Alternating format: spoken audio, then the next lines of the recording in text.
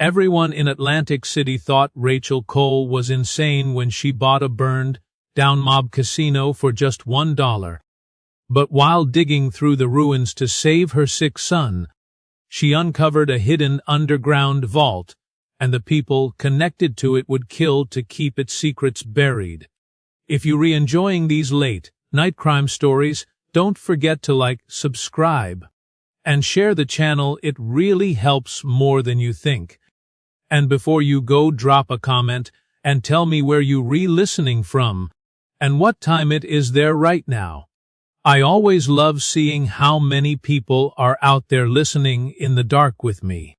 Everyone in Atlantic City thought Rachel Cole had completely lost her mind. The woman had less than $400 in her checking account, was already 2 months behind on rent, and somehow decided the smartest thing she could do was buy a burned-down casino from the city for $1. Not $1,000, not a foreclosure deal, literally $1. Even the auction clerk looked uncomfortable when he handed her the paperwork, because everybody in that room knew exactly what the Monarch Crown used to be.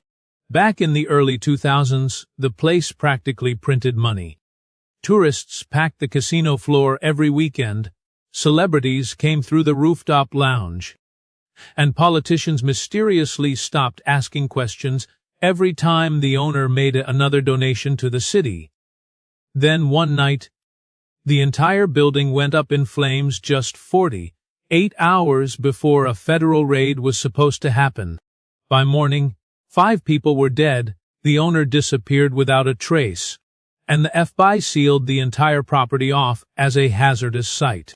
For the next 7 years, the Monarch Crown just sat there, rotting beside the boardwalk like a black scar nobody wanted to touch. The problem wasn't the building itself. Most of it had already collapsed inward years ago. The real problem was the legal nightmare attached to the land. Whoever bought the property also inherited responsibility for the environmental cleanup: asbestos, chemical runoff, unstable concrete, contaminated groundwater. The city estimated the cleanup alone would cost over $200,000.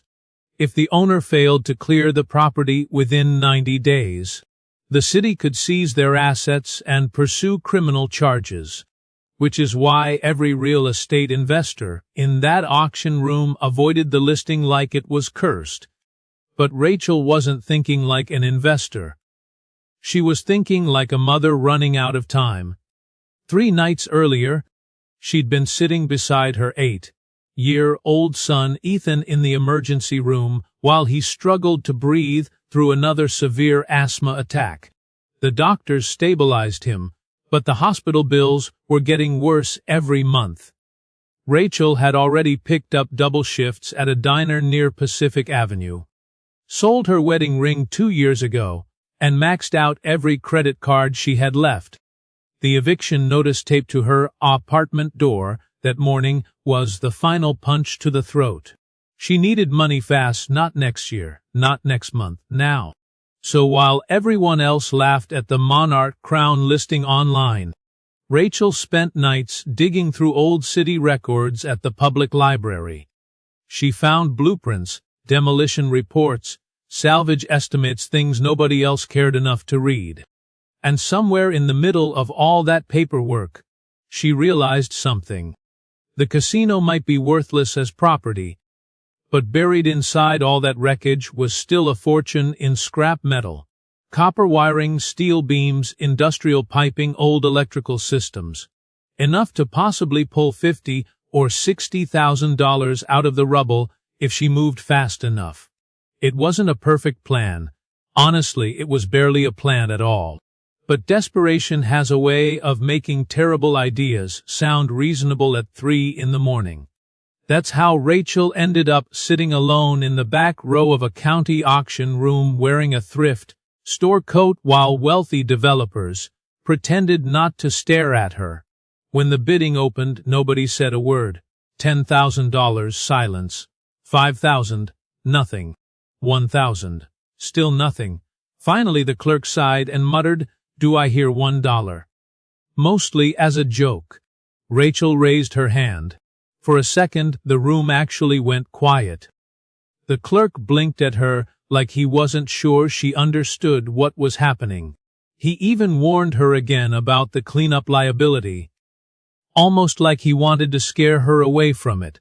But Rachel just nodded and repeated the bid, $1. A few people laughed under their breath. Somebody near the front whispered, "She's dead." And maybe they were right. An hour later, Rachel sat in her car outside the courthouse holding the deed to the most dangerous property in Atlantic City. Her hands were shaking so badly she could barely start the ignition. Her best friend Nicole called almost immediately after hearing what happened online. "Please tell me you didn't actually buy that place," she said. Rachel didn't answer right away because deep down, even she wasn't fully sure why she'd done it. Fear, maybe desperation, pride, some combination of all three. Finally, she just looked out through the windshield at the freezing rain hitting the parking lot and quietly said, "I didn't have another option." The next morning, she drove out to the Monarch Crown for the first time as its legal owner. Up close, the place looked worse than the photos online. The entire eastern side had collapsed into itself. Twisted steel sticking out from the concrete like broken ribs. The old casino sign still hung crooked above the entrance, burned black from smoke damage. Wind pushed through the hollow remains of the building, creating this low whistling sound that honestly made the entire place feel haunted. Rachel stood there for a minute staring at it, wondering if everyone else had been right about her. Then her phone buzzed. It was the hospital reminding her about another overdue payment. And just like that, fear stopped mattering. By noon, she'd already called a local scrapyard worker named Rusty Briggs, a giant bearded guy with nicotine, stained fingers and a truck that sounded like it was held together with duct tape, and bad decisions. Rusty took one look at the casino and immediately asked her if she was insane. Rachel just handed him a pair of gloves and told him there was copper somewhere under all that concrete. Rusty laughed for about 5 straight seconds before finally shaking his head and saying, "Lady, whatever happens here, I want it officially known this was your idea." At the time, neither of them had any idea that buried underneath the ruins of the Monarch Crown was something far more dangerous than scrap metal. Because hidden beneath 7 years of ash, concrete, and corruption, someone had left behind a secret worth killing for. The first 2 weeks inside the Monarch Crown were brutal in ways Rachel never could be prepared for. Every single thing about the place fought against her. The smell alone was enough to make most people turn around after 5 minutes. Burned insulation, wet concrete, mold, rust, old smoke that somehow still clung to the walls after 7 years. The deeper they moved into the wreckage, the worse it got. Sometimes Rachel would go home after 12 hours inside the casino and still smell ash in her hair after showering twice. Rusty Briggs showed up every morning at exactly 7 with the same stained thermos of coffee and the same expression that basically said this entire operation was doomed. The guy had worked demolition sites for almost 20 years. And even he admitted the Monarch Crown gave him bad vibes. "I'm telling you," he muttered one afternoon while pulling copper wire from a collapsed utility room. "Places don't just burn like this. Something happened here." Rachel usually ignored comments like that because she didn't have the luxury of being superstitious anymore. Fear was expensive, rent was due in 11 days. At first, the plan seemed simple enough. Strip whatever scrap they could find, load it into Rusty's truck, cash out at the scrapyard, repeat. But reality hit hard almost immediately. Most of the exposed copper had already melted during the fire. Entire sections of wiring were fused together into useless black lumps. The steel beams buried deeper inside the structure required equipment they couldn't afford. Some days they worked 10 hours straight only to walk away with $600 or $700 worth of salvage. After splitting Rusty's cut, gas, equipment rentals, and groceries for Ethan, Rachel barely had enough left over to make minimum payments on her overdue bills. And the city wasn't exactly being patient. On the 20th day after the auction, Rachel found a bright orange notice zip tied to the fence outside the property. Municipal compliance warning. 70 days remaining until seizure proceedings. She stood there reading it while cold Atlantic wind whipped across the empty lot, and for the first time since buying the casino, panic really started creeping in. Up until then, she'd managed to convince herself things would somehow work out if she just kept moving. But standing there holding that notice, staring at a mountain of twisted concrete that barely looked touched after 3 weeks of work, she finally realized the truth. She was losing.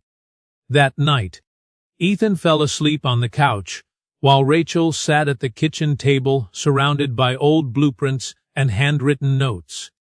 The apartment was so quiet she could hear the refrigerator humming from the other room. She traced her finger along faded architectural drawings of the monarch crown, trying to figure out what she'd missed. Casinos were designed to hide value everywhere. Electrical systems, underground maintenance tunnels, backup generators, old vaults. There had to be something still buried in that place worth more than scrap metal.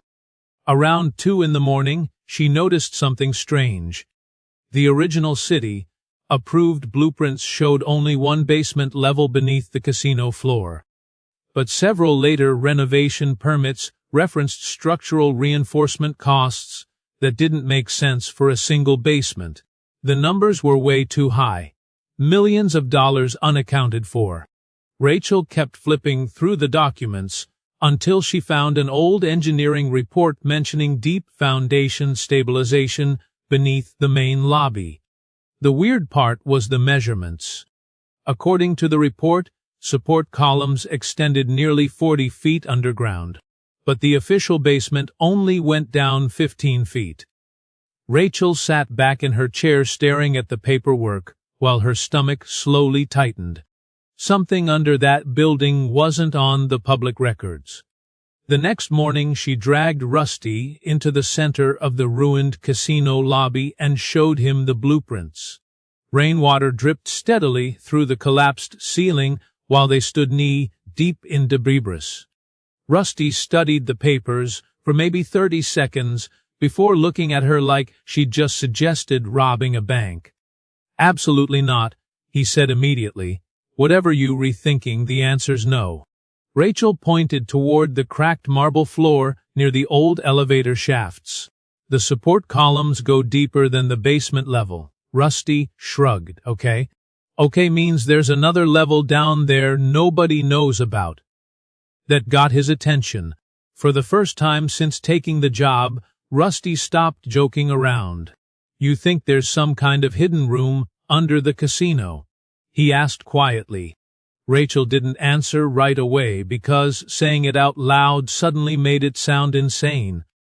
But once the thought entered her head, she couldn't shake it. Casinos tied to organized crime didn't exactly have a history of honest bookkeeping, especially not one owned by Vincent Moretti. Even years after disappearing, Moretti's name still carried weight in Atlantic City. People lowered their voices when they mentioned him. Officially, nobody knew whether he was dead, hiding overseas, or buried somewhere under the Pine Barrens.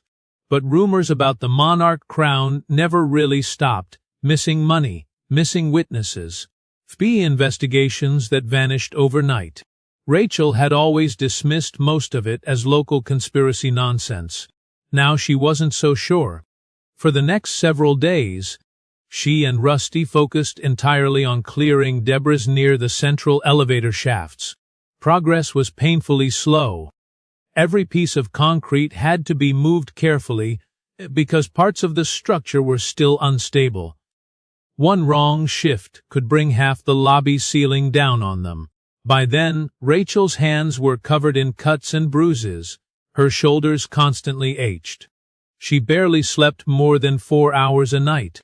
But the deeper they dug, the stranger things became.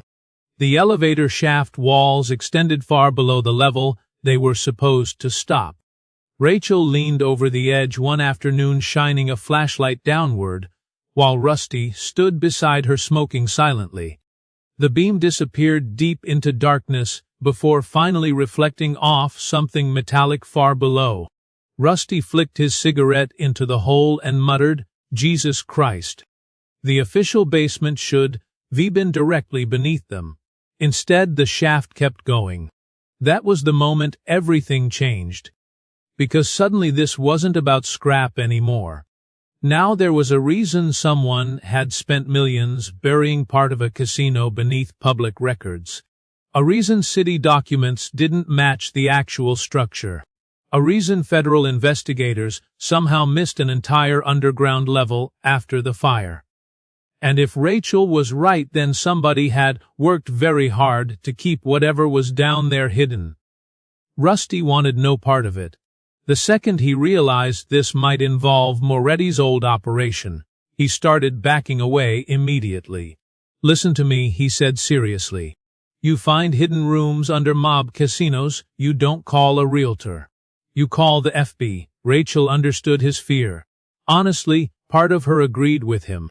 But another part, the exhausted, desperate part, buried under years of overdue bills and hospital visits, kept thinking about what could possibly be worth hiding that deep underground. Money. Maybe evidence. Maybe both.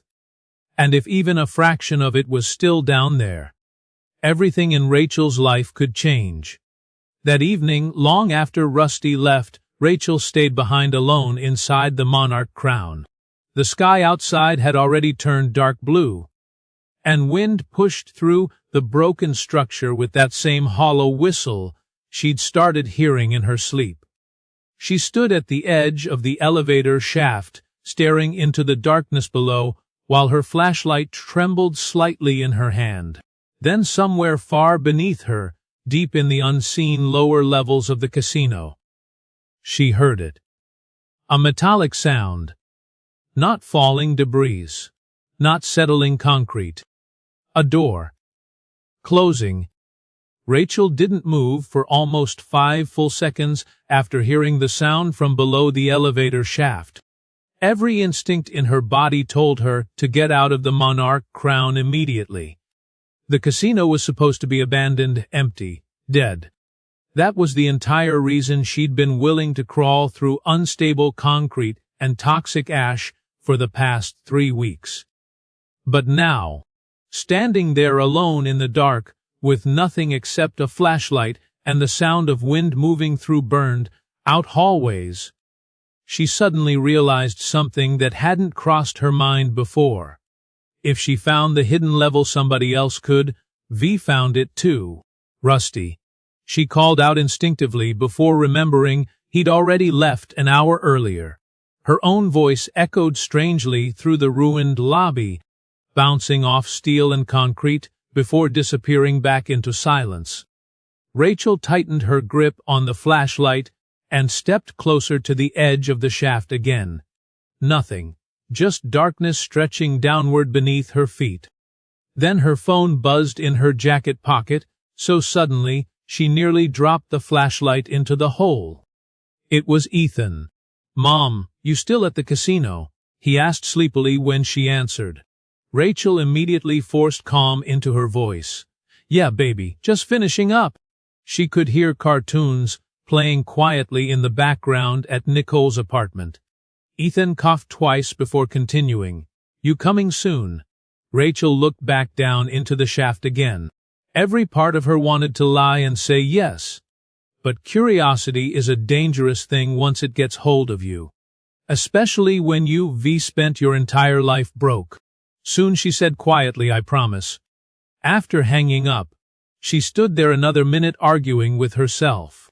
Smart people leave when things stop making sense. Smart people call the police. Smart people definitely do not climb down into hidden underground levels beneath burned mob casinos at night. But smart people also weren't 2 weeks away from eviction with a sick kid depending on them. Rachel grabbed the heavy utility rope from Rusty's equipment pile and secured it around a thick steel beam near the shaft opening. Her hands trembled slightly while tightening the knot. She told herself she was only going down far enough to confirm whether the lower level actually existed. 5 minutes, in and out, nothing more. At least that's what she planned. The descent was worse than she expected. The elevator shaft walls were slick with moisture, and pieces of loose concrete occasionally broke free beneath her boots, disappearing into darkness below. The smell changed the deeper she went. Upstairs smelled like smoke and rot. Down here the air smelled cold, sealed off, almost untouched. Rachel's flashlight beam bounced across the shaft walls as she slowly lowered herself farther down. 15 feet passed, then 20, then 30. The official basement level should have appeared by now. Instead, the shaft kept going. When her boots finally touched solid metal at the bottom, Rachel realized she was standing on top of a crushed elevator car half buried beneath debris. The flashlight beam shook in her hand as she climbed carefully onto the concrete floor below. And that's when she saw the corridor. A narrow hallway stretched away from the shaft into darkness, lined with smooth, reinforced concrete walls that looked completely different from the rest of the casino structure above. No burn damage, no collapse, no debris.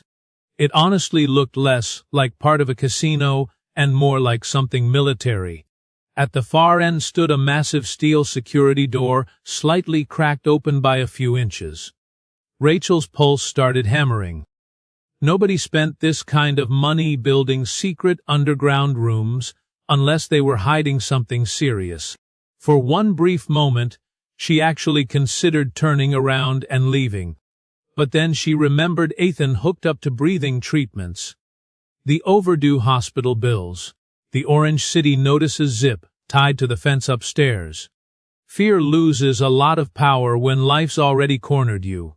Rachel moved slowly down the hallway toward the steel door. Every sound felt amplified underground.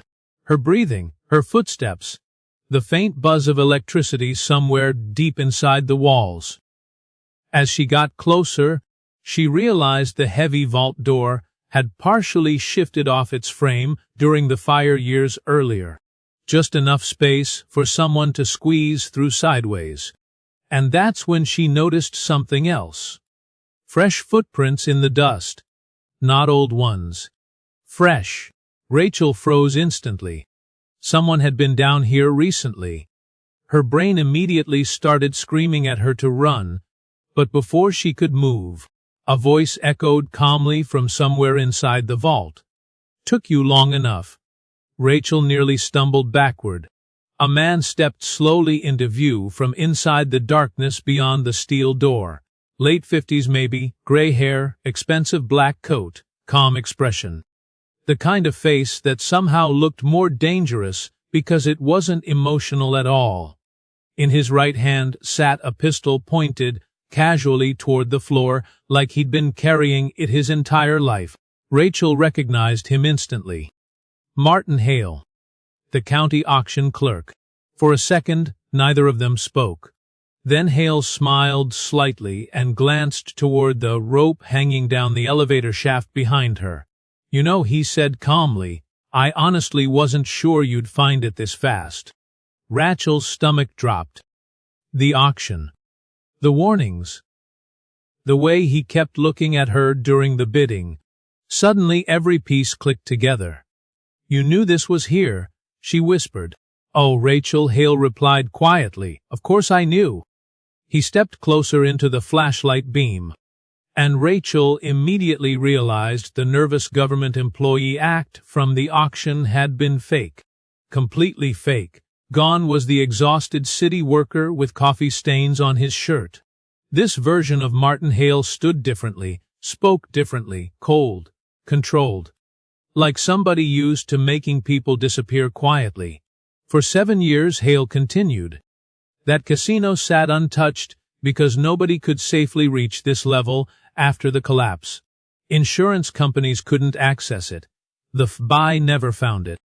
And I sure as hell couldn't start digging around down there myself without attracting attention. He looked directly at her then. So I waited for somebody desperate enough to do it for me. Rachel felt sick. You used me. Hale shrugged. You bought the property willingly. Rachel's eyes shifted toward the partially opened vault behind him. What's in there? For the first time, Hale smiled for real. Vincent Moretti's retirement plan. He stepped aside slightly, and Rachel finally saw inside the vault. Rows of black waterproof containers stacked from floor to ceiling, hard drives, lock boxes, plastic sealed documents, gold bars, cash bundles wrapped in faded banking straps. It looked less like hidden money and more like the archive of an entire criminal empire frozen in time underground. Rachel stared speechless. How much? She asked quietly. Hale laughed once under his breath. Enough to buy judges, senators, probably half this city. His expression darkened slightly. Moretti kept leverage on everyone. Politicians, unions, law enforcement, casinos. Every dirty secret went into this room. Rachel's heartbeat became painfully loud in her ears. This wasn't buried mob money anymore. This was evidence. The kind people murdered families over. Hale slowly raised the pistol toward her chest. Here's the problem, Rachel. Once you saw this room, you became a liability. The words hit her like ice water. Rachel instinctively stepped backward. I'm not telling anyone, she said quickly. Maybe, Hale replied, but I can't take that chance. For one horrifying second, Rachel truly believed she was about to die under the monarch crown and nobody would ever find her body. Then suddenly another voice echoed from the elevator shaft above. Rachel. Rusty. Hale's expression changed instantly. And in that tiny distracted moment, Rachel reacted. She grabbed the heavy flashlight in both hands and swung it directly into Hale's face as hard as she could. The impact cracked loudly against his jaw.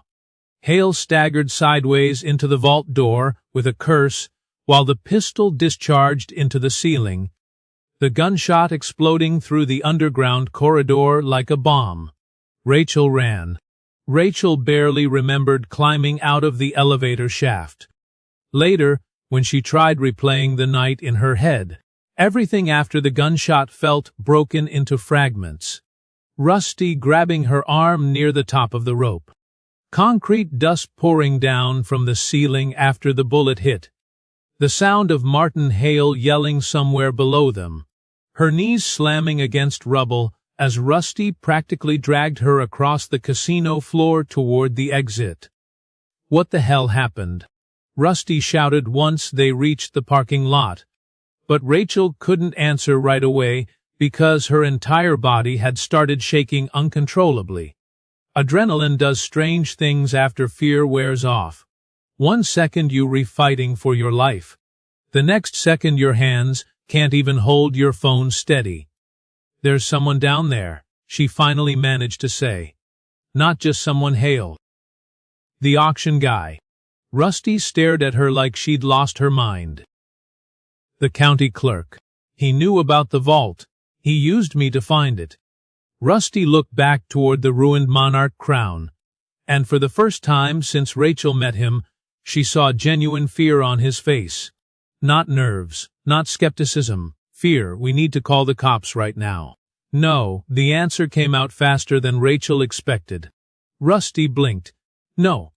If we call local police before we know who's connected to this, we're dead.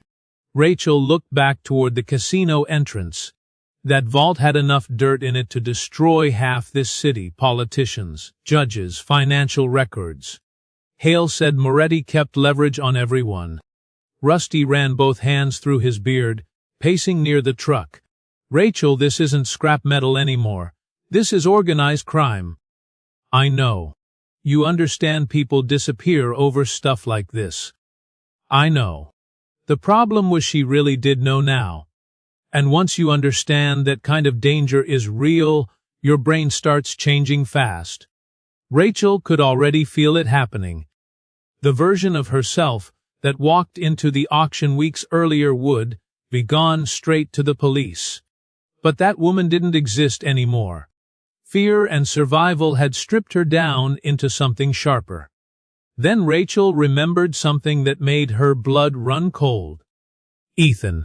If Hale knew who she was, he knew where she lived too. Rusty, she said quietly, drive. They got to Nicole's apartment in under 15 minutes. Rachel practically ran inside. Ethan was asleep on the couch beneath a Spider-Man blanket, breathing softly through one of his portable nebulizer treatments. For one brief second, seeing him there safe almost broke her emotionally. Because suddenly all of this felt real in a completely different way. This wasn't about her anymore. If Hale panicked, if Moretti still had people watching the city, if anyone connected Rachel to that vault, Ethan became vulnerable too. Nicole immediately knew something was wrong the second she saw Rachel's face. Jesus Christ, what happened to you? Rachel looked toward Ethan before lowering her voice. I need you to pack a bag for him, right now. Nicole frowned. Why? Because somebody tried to kill me tonight. That sentence hung in the room like smoke. Rusty stayed near the front door watching the street side through the blinds while Rachel explained everything as quickly as she could. The hidden level, the vault, Martin Hale, the gunshot. By the time she finished, Nicole looked pale. You need federal help? She whispered. Rachel nodded slowly. Yeah, but we need the right kind. That night nobody slept. Rusty parked his truck behind the apartment building in case they needed to leave fast. Nicole stayed with Ethan while Rachel sat at the kitchen table going through photos she'd secretly taken inside the vault during the chaos underground. Most were blurry, but a few clearly showed stacks of documents, serial-numbered gold bars, and hard drives labeled with handwritten years going back nearly 2 decades. Enough proof to start a war. Around 4 in the morning, Rachel remembered a name from years earlier.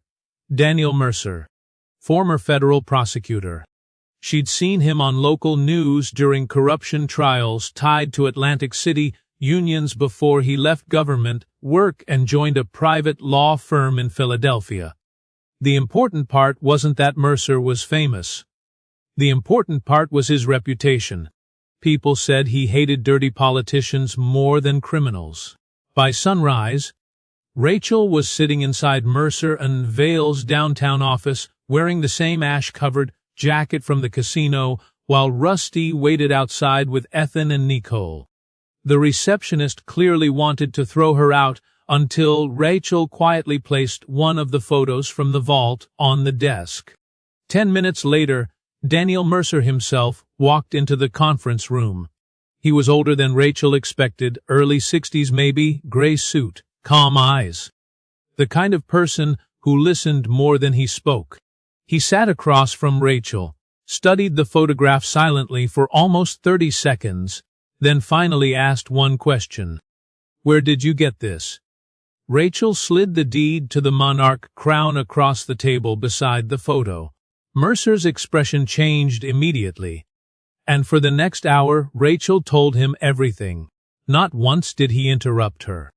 When she finished, Mercer leaned back slowly in his chair and looked genuinely unsettled.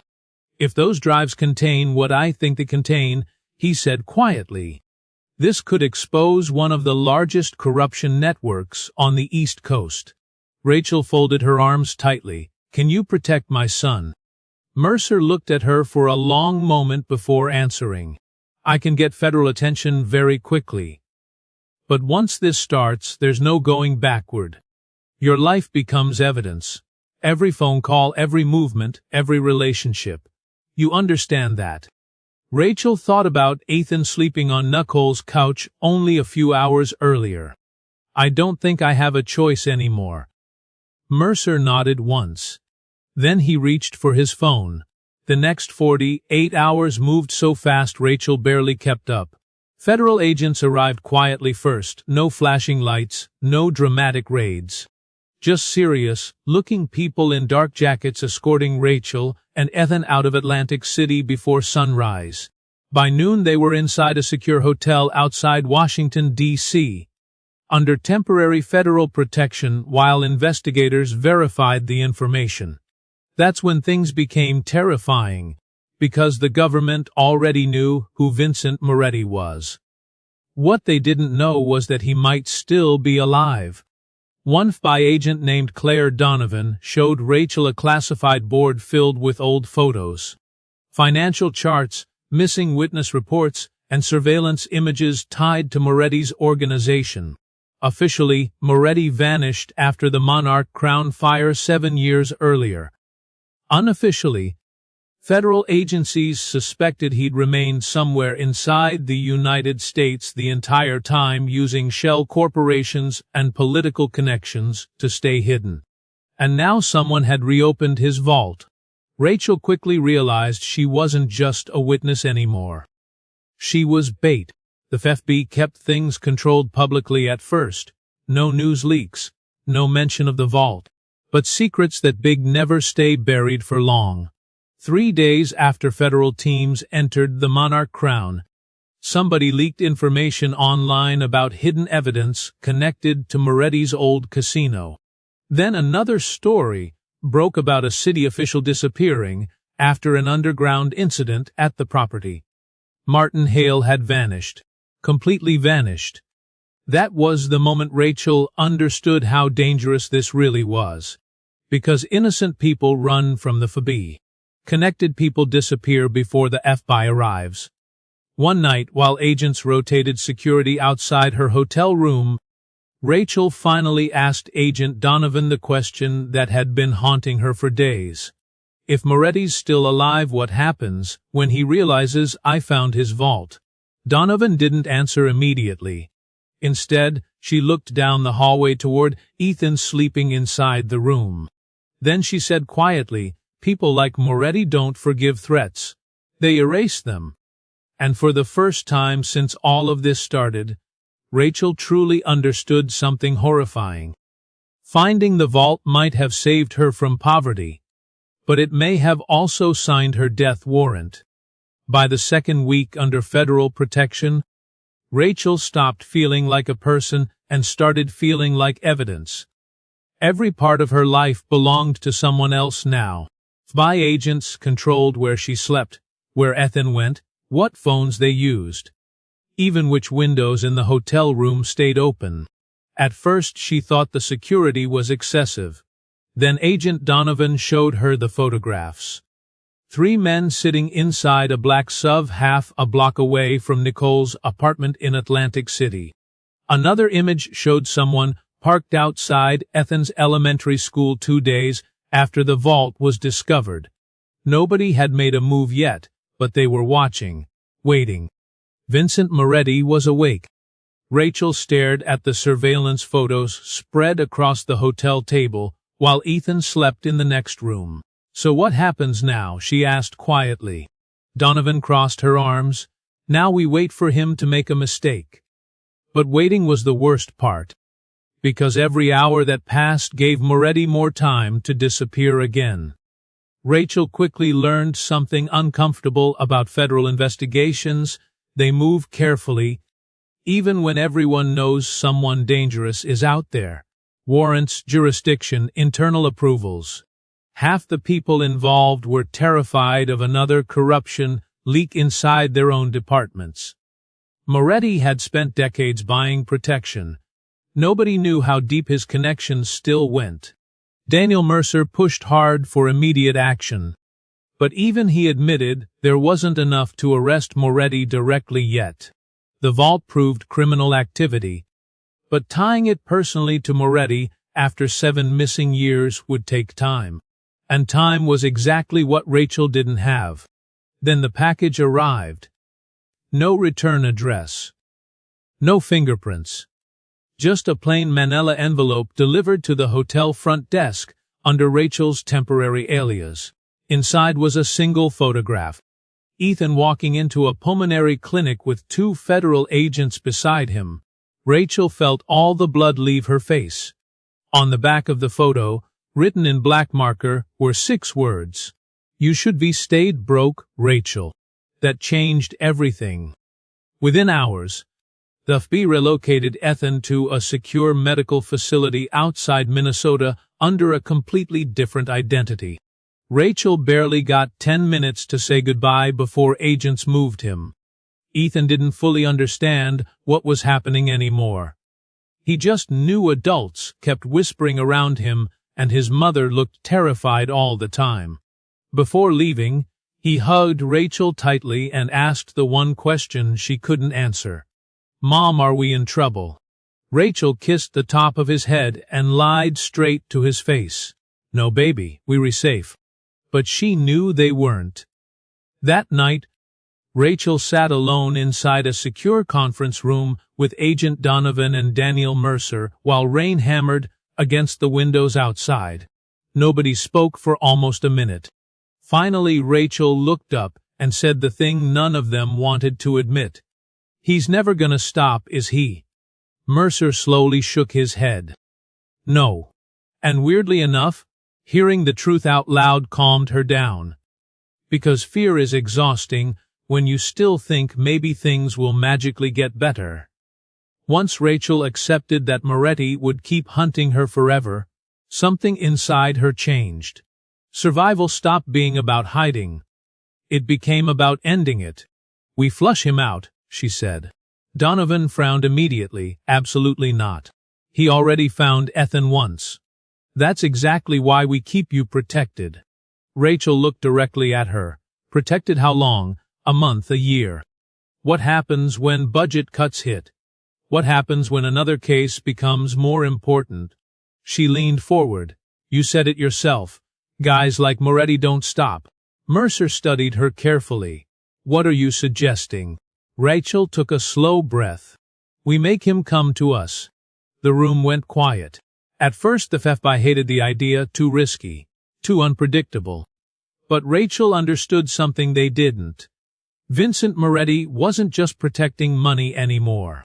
He was protecting his legacy, his leverage. The hidden files inside that vault represented decades of corruption. If Moretti believed federal investigators recovered records capable of destroying the politicians and business figures who protected him, he wouldn't stay hidden forever. He'd have to act. So they built a lie. Over the next several days, carefully controlled rumors started leaking into places federal agents knew Moretti's network still monitored. Anonymous online posts, quiet conversations through confidential informants, legal paperwork intentionally filed through public channels. The message was simple. Rachel Cole had recovered encrypted hard drives from the Monarch Crown Vault, and federal analysts were close to unlocking them. The reaction was immediate. Burner phones connected to Moretti's known associates suddenly became active again. Money moved between dormant offshore accounts. Surveillance teams spotted familiar faces reappearing around Atlantic City and Philadelphia. More importantly, Martin Hale resurfaced too. Cameras caught him entering an abandoned marina warehouse outside Camden wearing a hooded jacket and carrying a duffel bag. The trap was working. 3 nights later, Agent Donovan woke Rachel at 2:13 in the morning. "We got movement." Everything after that unfolded fast.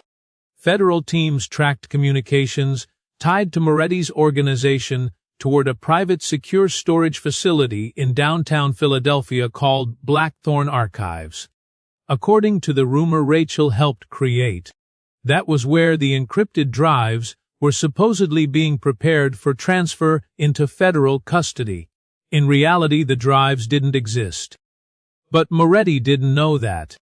The FBI converted the entire building into a controlled operation overnight. Security guards were replaced with tactical agents. Nearby streets quietly closed under fake construction permits. Snipers positioned themselves across surrounding rooftops before dawn. Rachel hated every second of it. Because despite all the planning, she knew one ugly truth. If anything went wrong, she would be the first person Moretti killed.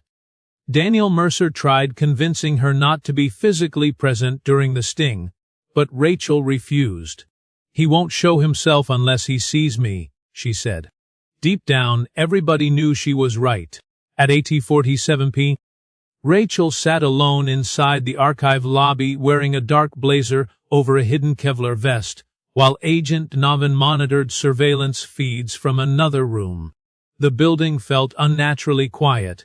Every tick of the wall clock sounded too loud. Then the front doors opened. Martin Hale walked in first. Rachel immediately noticed how different he looked now. Thinner, exhausted, nervous. The confident man from the vault was gone. Fear had eaten through him. But the person entering behind him was something else entirely. Vincent Moretti. For years Rachel had imagined some monster hiding in shadows. Instead, Moretti looked almost ordinary. Mid-60s, expensive charcoal coat, silver hair, calm eyes. The kind of man who could walk into a luxury hotel lobby and nobody would ever suspect what he was capable of. But there was something cold behind his face that made Rachel instantly understand how he'd survived this long. Moretti looked at her almost curiously. "So," he said softly, "you're the woman who bought my casino." Rachel forced herself not to look afraid. "You lost the casino years ago." A faint smile crossed Moretti's face. "No," he replied calmly, "I lost trust. That's always more expensive." Martin Hale stayed near the entrance, gripping a pistol beneath his jacket, while Moretti slowly approached Rachel's table. Every hidden-by sniper in the area had a shot lined up. But nobody could move yet. Donovan needed a clear confession, tying Moretti directly to the vault operation.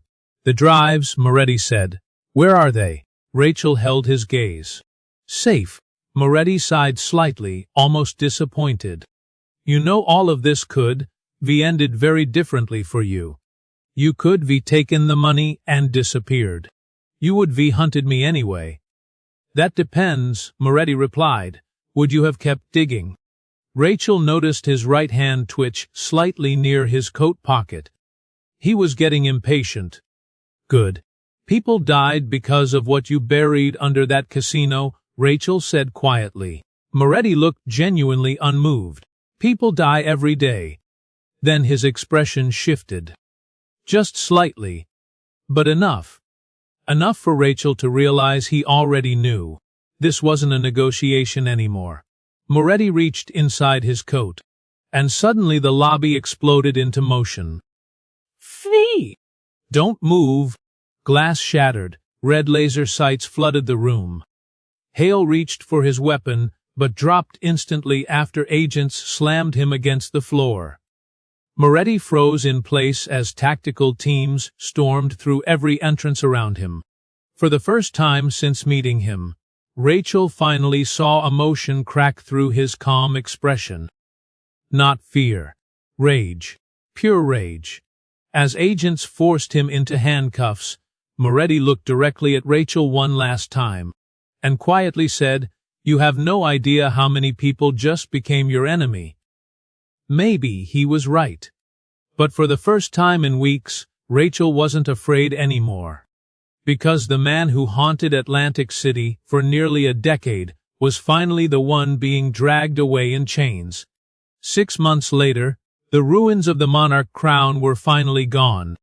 In its place stood a small pediatric respiratory center overlooking the Atlantic shoreline, funded anonymously through a private foundation nobody could trace back to Rachel Cole. Officially, Vincent Moretti died in federal custody awaiting trial. Unofficially, people in Atlantic City still whisper that some of his connections survived. But Rachel stopped looking over her shoulder a long time ago. She and Ethan now live under different names in a quiet town far from the boardwalk.